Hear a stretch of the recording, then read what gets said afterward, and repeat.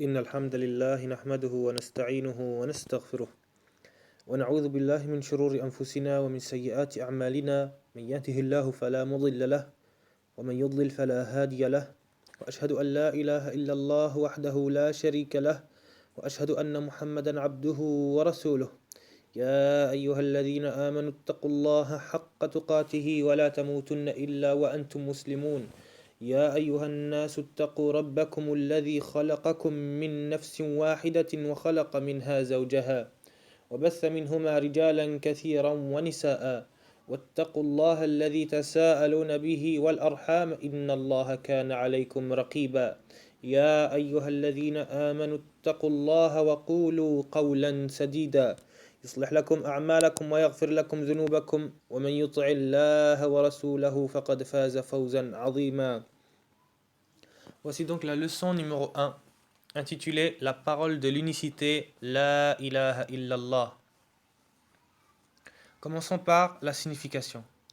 Sache qu'Allah te guide, que de la même manière qu'il est primordial de connaître la prière, sa signification, comment la faire, ses piliers, ses obligations et ses annulatifs, il est encore plus important de connaître le sens, les conditions, les piliers et les annulatifs de la parole de l'unicité, La ilaha illallah. Cette parole est la première partie du premier pilier de l'islam, c'est-à-dire l'attestation sur laquelle tout repose. Mot à mot, on dirait La ilaha illallah signifie pas de divinité sauf Allah. Mais quand on demande et qu'on parle de la signification, c'est un sens plus précis que le mot à mot. Alors sois bien attentif ou attentive et retiens ça pour ne plus jamais l'oublier. Et ainsi pour tout ce qui a à voir avec le tawhid, c'est-à-dire l'unicité d'Allah. La ilaha illallah signifie aucun parmi ceux qui sont adorés ne le mérite sauf Allah. Aucun adoré ne le mérite sauf Allah. De cette parole, on comprend donc qu'il y a d'autres qui sont adorés en dehors d'Allah, subhanahu wa ta'ala, mais ils sont adorés en vain. Puisque les gens adorent, on les appelle également divinités. Mais ce sont des fausses divinités. L'adoration qui leur est vouée est nulle et elle est rejetée et détestée par les croyants, qui ne sont autres que les musulmans. Donc quiconque se rend coupable d'adorer autre qu'Allah, même s'il adore Allah aussi en même temps. Donc celui qui se rend coupable de shirk, alors son adoration est nulle, parce qu'il n'a pas adoré Allah seul. C'est donc un polythéiste, mushrik, mécréant, kafir, voué au feu de l'enfer éternel, sauf s'il se repent avant de mourir. Qu'Allah nous préserve du feu. À titre d'exemple, on peut citer les juifs qui adorent Uzayr, ou les chrétiens qui adorent Isa, le fils de Maryam, alayhi salam. Ce sont donc des mushrikoun, kuffar. D'ailleurs, toute personne qui n'a pas l'islam comme religion est un kafir, puisque la seule religion valide est l'islam. Deuxièmement, les piliers. Cette attestation, c'est-à-dire l'attestation La ilaha illallah, a deux piliers, qui sont, premièrement, La ilaha, qui revient à renier tout droit à l'adoration vouée pour autre qu'Allah. Donc, la renier, c'est s'en désavouer et détester, c'est-à-dire détester et se désavouer des choses adorées, ainsi que l'adoration qui leur sont vouées, ainsi que ses adeptes, c'est-à-dire ceux qui adorent, donc les mécréants. Et à la tête de cela, c'est-à-dire à la tête des mécréants, dont on se désavoue et qu'on déteste, Iblis, qu'Allah subhanahu wa ta'ala nous protège de lui. Le second pilier, c'est illallah, qui revient à reconnaître le droit exclusif à l'adoration d'Allah seul, sans partenaire. L'aimer, c'est-à-dire aimer cette parole et aimer Allah même, accepter ses ordres, être l'allié d'Allah ainsi que l'allié de ceux qui appliquent cela, en les aimant. Donc, on aime ceux qui appliquent cela, c'est-à-dire qui appliquent l'unicité, l'adoration d'Allah seul, qui sont les musulmans, et à leur tête, le prophète Mohammed sallallahu alayhi wa sallam. L'un de ces deux piliers ne suffit donc pas sans le second. Si une personne adore Allah sans renier et détester et se désavouer de ce qui est adoré en dehors d'Allah, son adoration d'Allah, même s'il adore Allah seul, ne lui servira à rien. Et celui qui renie toute chose adorée et qui n'adore pas Allah seul, alors son reni de ce qui est adoré en dehors d'Allah ne lui servira non plus à rien. Troisièmement, les conditions. Cette attestation La ilaha illallah a 8 conditions. Pour pouvoir être sauvé du feu et gagner les délices du paradis, il faut prononcer cette parole avec ces 8 conditions.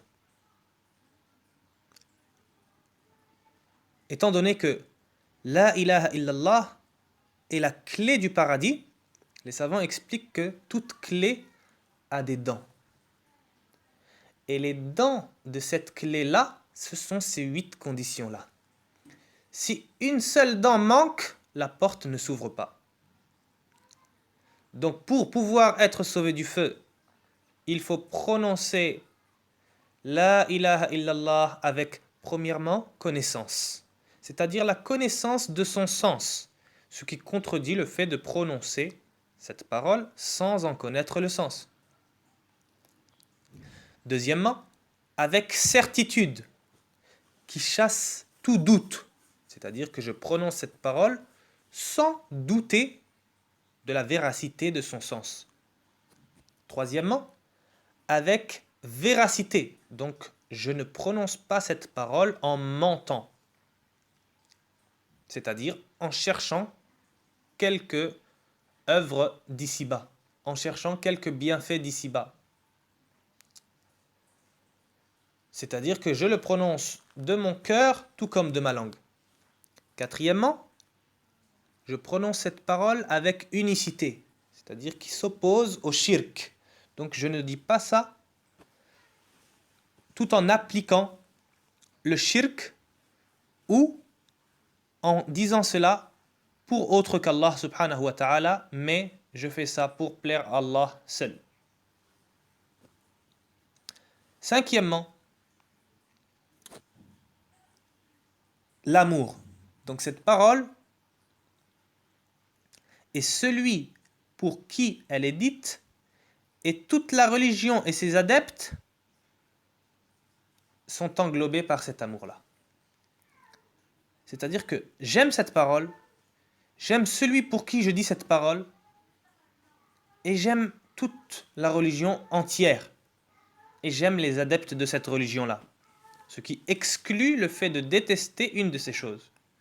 Mais il faut en plus de ça, en même temps, détester tout ce que Allah déteste, donc ceux qui vont à son encontre, c'est-à-dire les gens qui vont à son encontre et les choses qui vont à son encontre. Sixièmement, la soumission qui exclut son délaissement après l'avoir prononcé, comme arrêter d'adorer Allah seul, ou arrêter de prier, ou retarder une seule prière, comme nous allons le voir prochainement, Inch'Allah. Donc nous devons attester en cherchant à œuvrer pour plaire à Allah, puisque musulman, en arabe muslim, veut dire soumis. Nous devons nous soumettre aux ordres d'Allah. Et pour cela, il suffit de savoir que l'ordre vient d'Allah et son messager, quand bien même nous ignorons les sagesses de l'ordre qu'on reçoit. Et nous savons que puisque l'ordre vient d'Allah, il comporte tout le bien et la réussite ici-bas et dans l'au-delà. Certes, il vient de celui qui nous a créés et celui qui sait mieux que nous-mêmes ce qui est bon ou mauvais pour nous. Septièmement, l'acceptation, qui contredit le refus et le rejet de tout ça, quelle qu'en soit la raison. Comme celui qui accepterait tout l'islam, sauf un seul ordre, ou une partie des ordres, en disant par exemple « J'accepte l'islam, sauf que je refuse et ne suis pas d'accord avec la lapidation ». Ou un qui dit « J'accepte l'islam, sauf que je refuse et ne suis pas d'accord avec la lapidation ». Ou un qui dit « J'accepte l'islam, sauf que je refuse et ne suis pas d'accord avec le fait de couper la main ».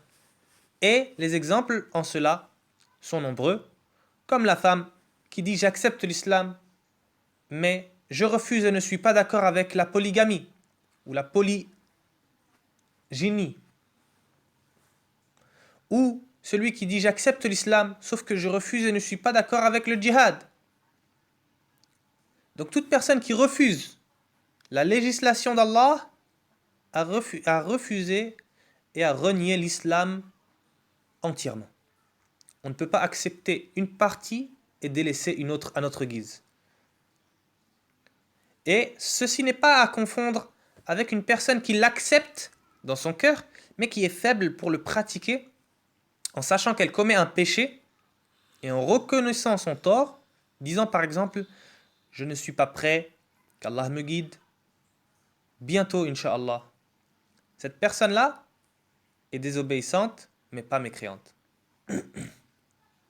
La 8e et dernière condition est le reni du Tarout, c'est-à-dire le reni de ceux qui adoraient en dehors d'Allah, les fausses religions, donc toutes les religions autres que l'islam, ainsi que leurs adeptes, donc tous les adeptes des fausses religions, pensées, etc., autres que l'islam. Donc, tous ceux qui adoraient en dehors d'Allah, les fausses religions et leurs adeptes, tout ceci est englobé par le nom Tarout. Et le reni du Tarout signifie prendre ce qu'on vient de citer là pour ennemi, le détester, le mépriser, s'en éloigner, s'en désavouer et le haïr. Tout ceci est dans mon cœur envers ceux qui adoraient en dehors d'Allah, envers les fausses religions et ainsi envers leurs adeptes. Ici, il y a une note importante. Ces sentiments qu'on ressent pour eux, c'est-à-dire pour ces choses-là, doivent être présents non pas comme envers celui qui violerait nos parents devant nos yeux, mais bien plus encore. Étant donné qu'ils ont commis le pire des crimes, le polythéisme, la mécréance. Ils ont rompu le pacte qu'ils ont pris avec Allah seul. Ils ont rompu le pacte qu'ils ont pris avant même de venir et d'être créés sur terre. Lorsque Allah subhanahu wa ta'ala les a fait sortir du dos de Adam et les a fait témoigner sur eux-mêmes.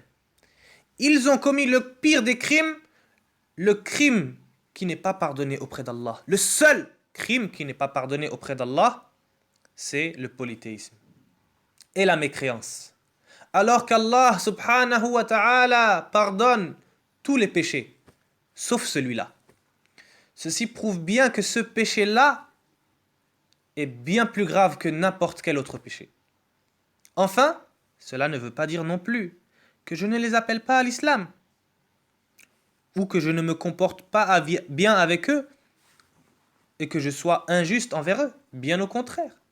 Je leur montre la bonne voie, je les informe qu'ils prennent le chemin du feu, je me comporte bien avec eux s'ils ne montrent pas leur haine en public, et que je pense que cela serait une cause de guider.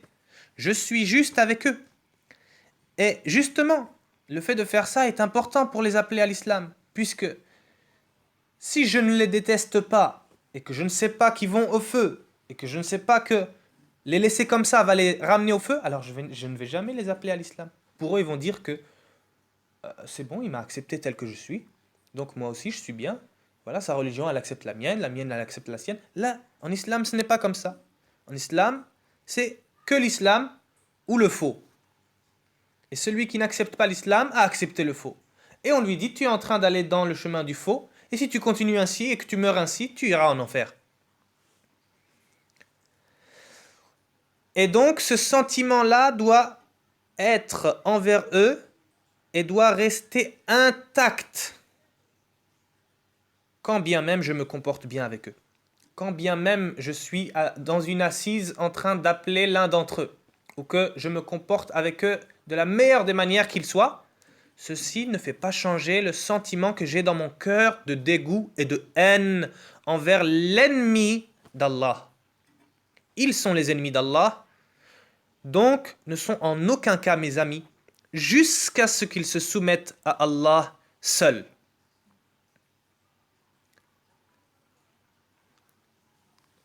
Voici donc une introduction au prochain cours, Inch'Allah.